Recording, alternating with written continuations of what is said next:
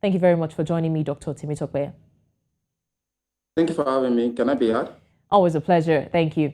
Now, Dr. Temitope, Nelson Mandela, if he were to be alive, would have been 104 years old today.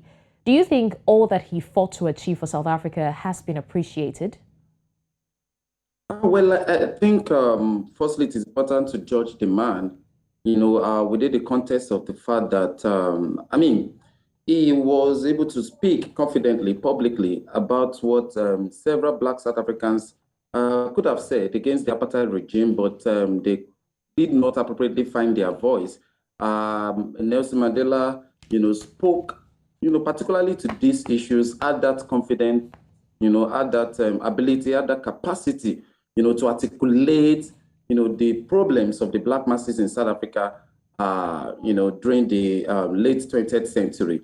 And let me say, within that context, Black South Africans would forever appreciate, that reality, for having a leader who could actually articulate their pains, particularly against the apartheid regime.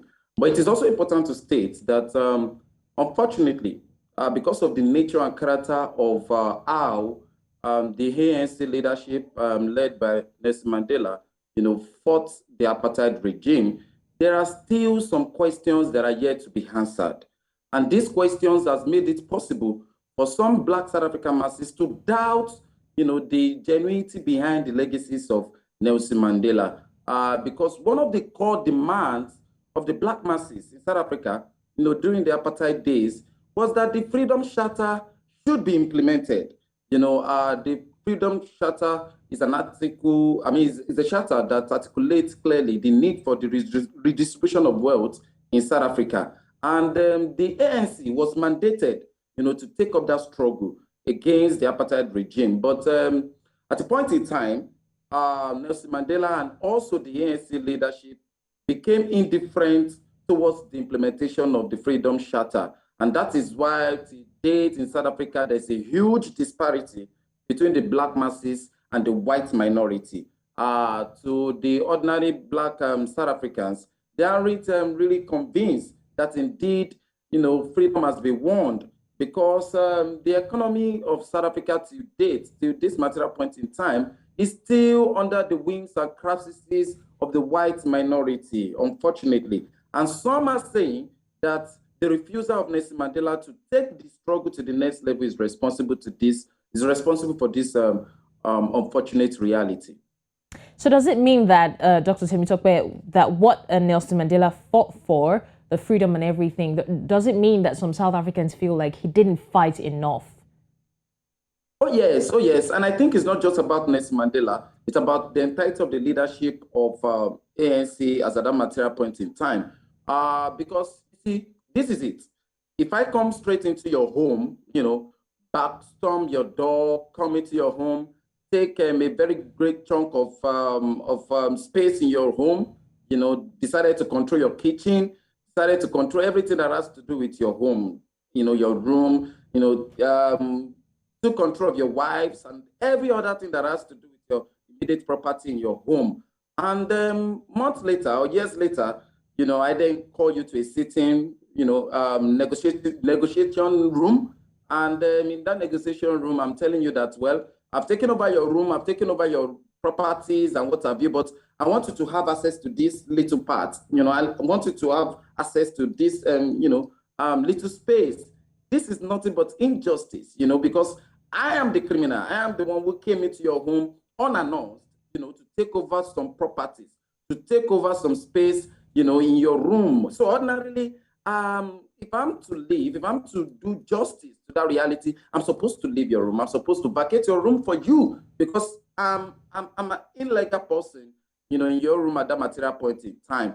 So to the Black masses in South Africa, the fact that the ANC regime, the Nelson Mandela, mantra, created a multiracial society, a society wherein the core aspect of what uplifts a society is not being answered, which is the economic base. Therefore, then they are not convinced that justice has been done. I think that has brought them freedom. That's very true. I think from that perspective, it's very fair if the South Africans see it that way. But let's talk about the apartheid regime now. Now, we know that Nelson Mandela has always been seen as trying to unify Africans. But these days, we see reports of xenophobic attacks. This is one of the things Nelson Mandela was trying to fight in South Africa years back. So would we say that his policies have suddenly been forgotten? Well, I would answer that by saying that xenophobia, unfortunately, is a symptomatic effect of the refusal of Nelson Mandela and his comrades then, to have taken the struggle to the next level, which is to have ensured that the resources of that country will be, nationalized, will be redistributed amongst everybody in that country.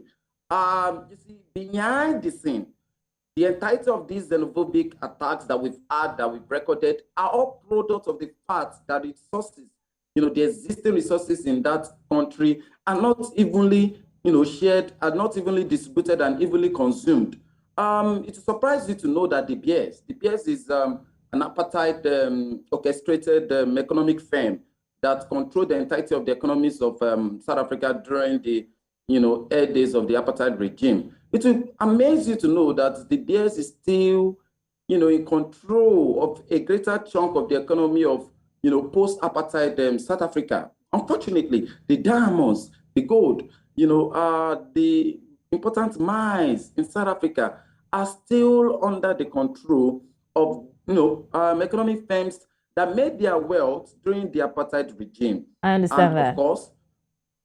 Of course, these firms are white controlled. So unfortunately, xenophobia is a symptomatic effect of, because whenever you are living in a society where the entirety of the wealth of that society is not evenly distributed, in fact, is distributed within the context of racial understanding and justification, you cannot but have this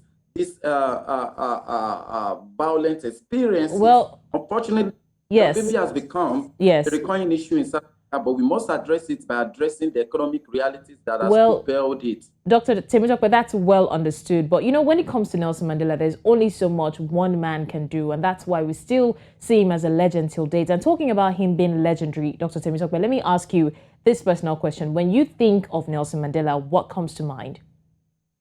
Well, I think about a warrior, because again, we must identify that fact.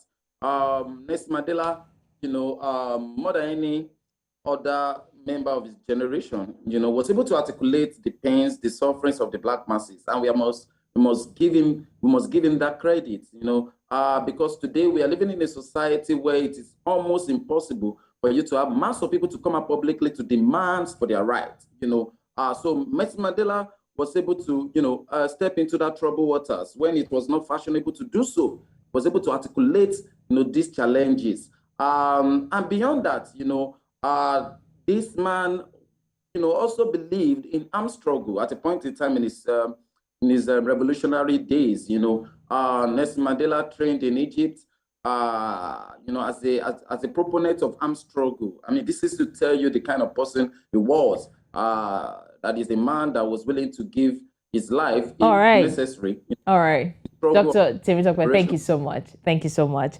Historian and co-convener of the PACOR, Dr. Temitope Maberu Fagunwa, thank you so much for joining us.